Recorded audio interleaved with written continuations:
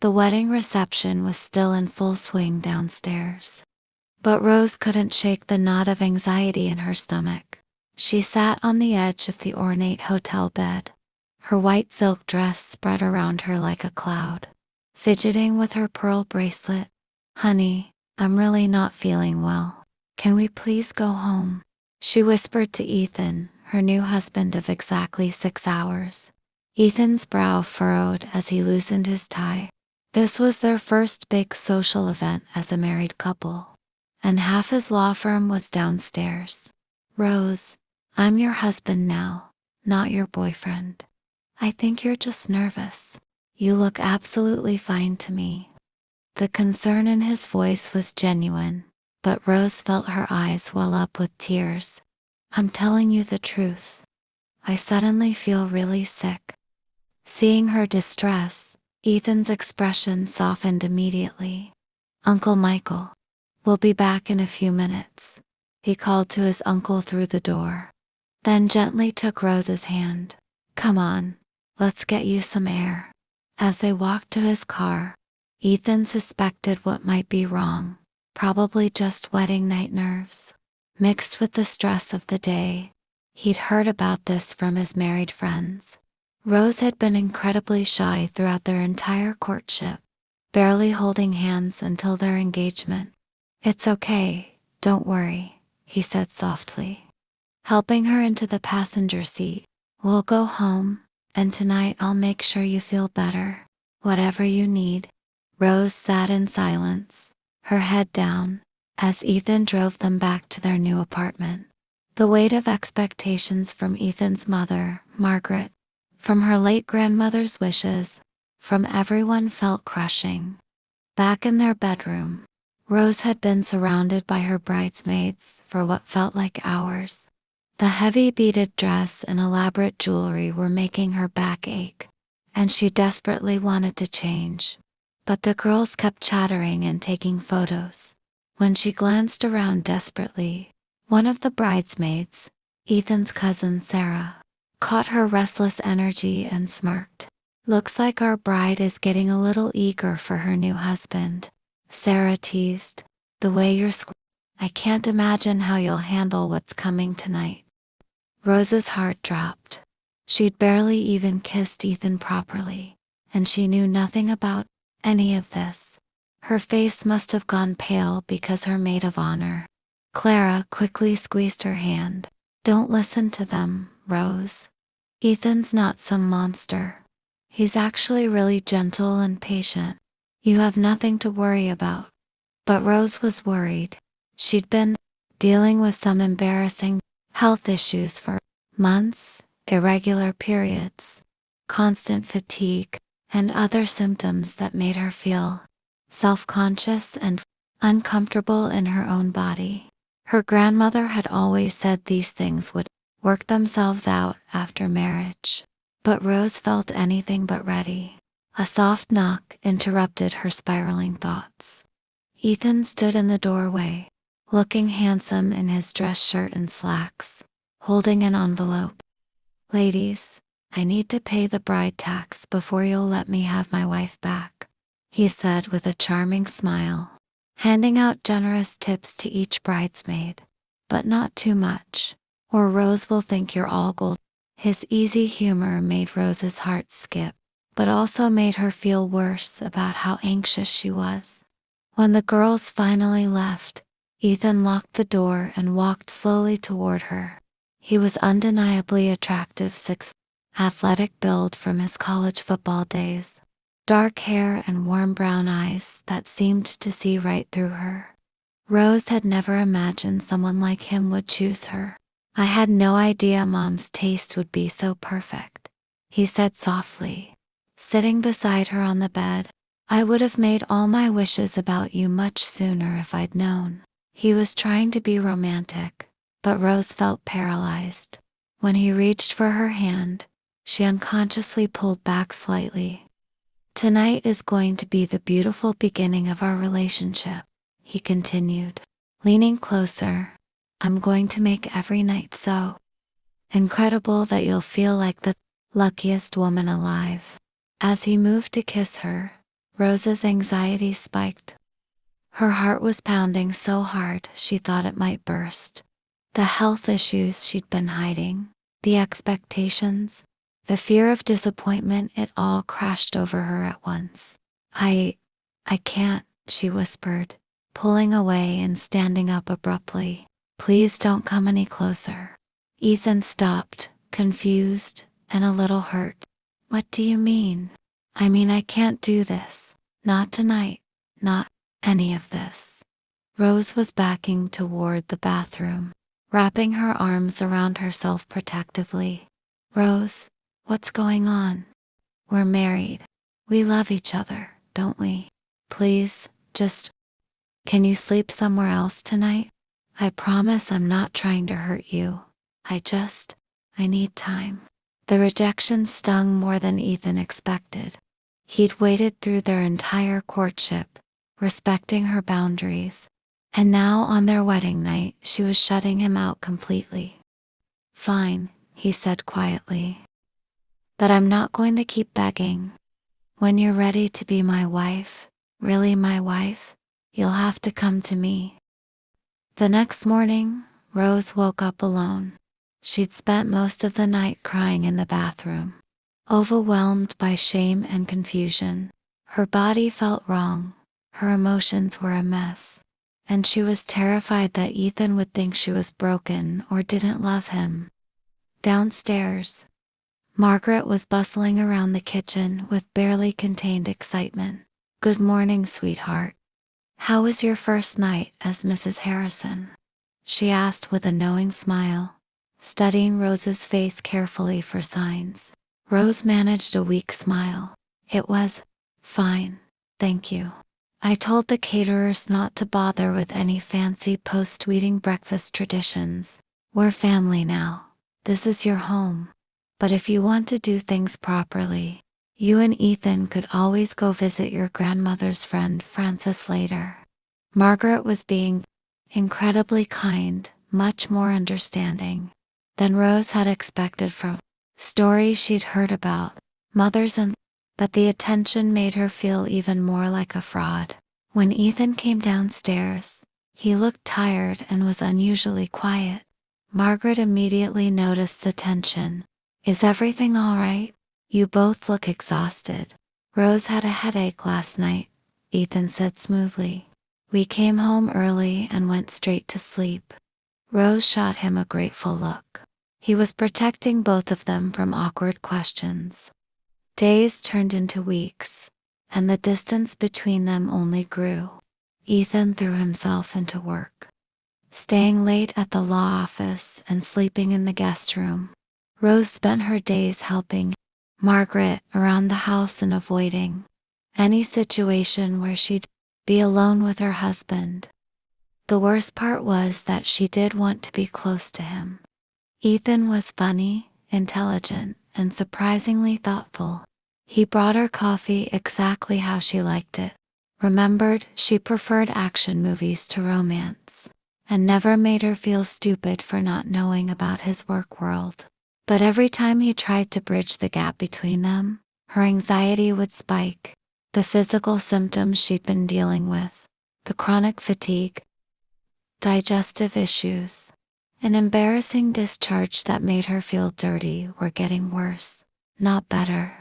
One evening, after they'd been married 6 weeks, Margaret cornered Rose in the kitchen. Honey, I couldn't help but notice. You haven't been sick in the mornings at all, have you? Rose looked confused. No, I feel fine in the mornings, usually. Margaret's eyes lit up. Well, that's wonderful. You know what this means, don't you? 6 weeks with no morning sickness could mean we're expecting some happy news. The realization hit Rose like a truck. Margaret thought she was pregnant. No, I don't think. Don't be modest. I was the same way with my first. No obvious symptoms at all. You and Ethan should go to the doctor tomorrow for confirmation. I want to start planning properly. The nursery, maternity clothes, everything. That night, Margaret announced to Ethan that she was almost certain they were expecting their first grandchild. Ethan's face went through a series of expressions: confusion, panic, and finally, resignation. "We'll go to the doctor tomorrow," he said flatly. In their bedroom later, he finally confronted Rose directly. "Are you going to tell Mom the truth, or should I?" Rose hung her head. "I tried to, but she was so excited. Excited about a pregnancy that's impossible since we haven't." Even Ethan ran his hands through his hair in frustration. "Rose, I need you to be honest with me. Do you not want to be married to me? Because if this marriage was forced on you, just tell me now. Don't waste both our lives." "It's not that," Rose said quickly. "I do want to be married to you. There are things about me that you don't understand." "Then explain them to me. I'm your husband." But Rose just cried, unable to find the words to explain the shame and fear that consumed her every time they got close. The next morning, Ethan drove Rose to Dr. Patricia Williams, Margaret's recommended gynecologist. The car ride was tense and silent. "Just so we're clear," Ethan said as they parked, "I'm not going to keep pretending everything's fine. Whatever's really going on, it ends today." In Dr. Williams' office, Rose finally broke down. Away from Ethan's hurt feelings and Margaret's expectations, she poured out everything: the chronic symptoms, the shame, her grandmother's insistence that marriage would fix everything. Dr. Williams listened patiently, then conducted a thorough examination. When she called Ethan back into the room, her expression was kind but serious. "Mr. Harrison, your wife has been dealing with a significant hormonal imbalance and chronic bacterial vag. These conditions can cause extreme fatigue, mood changes, and make physical intimacy very uncomfortable, or even painful." Ethan felt the blood drain from his face. "How long has she been dealing with this?" "Based on what Rose has told me, probably over a year. Unfortunately, these issues are often dismissed or ignored in young women, especially unmarried ones. With proper treatment, antibiotics, probiotics, and some lifestyle changes, she should feel much better within a few months." Driving home, Ethan was quiet for a long time. Finally, he pulled over and turned to face Rose.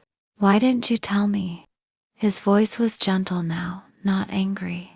"I was so embarrassed and scared you'd think I was damaged somehow." Ethan reached over and took her hand. "Rose, I'm your husband. Before anything else, I'm supposed to be the person you can tell anything to.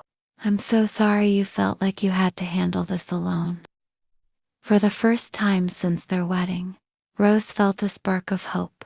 The next few months transformed their relationship completely. Ethan became Rose's advocate, researching her conditions, helping her track symptoms, and making sure she never felt ashamed to discuss what was happening with her body. He also backed off physically, giving her space to heal without pressure. Instead, they focused on building their friendship, watching movies, cooking together, taking long walks where Rose could share her thoughts without fear of judgment. "You know what's funny?" Rose said one evening, as they worked together in their small garden. "I spent so much time worrying about being a good wife that I forgot to just be myself." Ethan looked up from the tomato plants he was staking. "What do you mean?" "I had all these ideas about how I was supposed to act, what I was supposed to want, but I never just asked what you actually needed from me." "Rose," Ethan said, setting down his tools and walking over to her, "I never needed you to be anything other than honest with me. That's all I ever wanted." As her physical health improved, so did her confidence. She started expressing opinions about everything from politics to pizza toppings. She laughed louder, argued when she disagreed with him, and gradually began to see herself as Ethan's equal partner rather than someone who owed him something. For months after their wedding, Rose woke up feeling better than she had in over a year. Her energy was back, the uncomfortable symptoms had resolved, and for the first time, she found herself really looking at her husband. Ethan was getting ready for work, humming while he knotted his tie. When he caught her watching him in the mirror, he smiled. "Good morning, beautiful. Sleep well." Instead of her usual shy nod, Rose got up and walked over to him. "Ethan, I think I'm ready." He turned to face her fully. "Ready for what?" Rose took a deep breath, remembering Dr. Williams' advice about communication. "Ready to be close to you, really close. If you still want that." Ethan's expression grew serious. "Rose, are you sure? I don't want you to feel pressured because of what happened before." "I'm sure." She reached up and loosened the tie he'd just finished fixing. "Actually, I've been thinking about it for weeks. I just wanted to make sure I was doing it for the right reasons." "And what are those reasons?" he asked softly, his hands settling on her waist. "Because I love you, and because I trust you, and because," she smiled mischievously, "because I'm tired of sleeping in a king-size bed with someone who stays on his side like there's an invisible wall down the middle." Ethan laughed, the sound rich and warm. "Well, we can't have that." When he kissed her this time, Rose didn't pull away. Instead, she melted into him, finally understanding what all the fuss was about. 6 months later, Rose and Ethan were hosting Margaret and Robert for Sunday dinner when the conversation turned to their future plans. "So," Margaret said with barely concealed hope, "any thoughts about expanding the family?" Rose and Ethan exchanged a look and smiled. "Actually," Rose said, "we've been talking about that." Margaret nearly dropped her fork. "Really? We want to travel first," Ethan said. "Rose has never been to Europe, and I promised to show her Paris. And then we want to buy a house," Rose added. "Something with a big backyard for kids to play in." "But," Ethan continued, squeezing Rose's hand, "we're in no rush. We're still figuring out how to be married to each other." Margaret looked slightly disappointed, but Robert nodded approvingly. "Smart approach. Marriage is a skill you have to learn, just like anything else." Later, as they cleaned dishes together, Rose reflected on how much had changed. "Do you ever think about how we almost didn't make it?" she asked Ethan. "What do you mean?" "I mean, if I hadn't gotten sick that day and we hadn't gone to Dr. Williams, we might have just kept misunderstanding each other forever." Ethan dried his hands and pulled her close. "Rose, we would have figured it out eventually. Maybe not as quickly, but we would have gotten there." "How can you be so sure?" "Because," he said, kissing her forehead, "we're both too stubborn to give up on something this good." As Rose looked around their small apartment, at the photos from their delayed honeymoon to California, the medical textbooks Ethan had bought to better understand her conditions, the evidence of a life they were building together based on honesty and mutual respect, she had to agree. They had created something worth fighting for. "Mrs. Harrison, everything looks perfect," Dr. Williams said with a smile. "Your levels are all normal. You're healthy. And if you and your husband decide you're ready to start trying for a family, I don't see any medical barriers." Rose beamed as she got dressed. In the waiting room, Ethan stood up immediately when he saw her. "Good news?" he asked. "The best," she said, taking his hand. "Clean bill of health." As they walked to their car, Ethan squeezed her hand. "So, what do you think? Ready for the next adventure?" Rose looked at her husband, really looked at him. The man who had learned to make her grandmother's tea recipe when she was homesick, who had held her hair back during the worst of her treatment side effects, who had never once made her feel like her health issues were inconvenient or embarrassing. With you, she said, I'm ready for anything. The end. Author's note. This story explores themes of communication, medical advocacy, and building intimacy in marriage.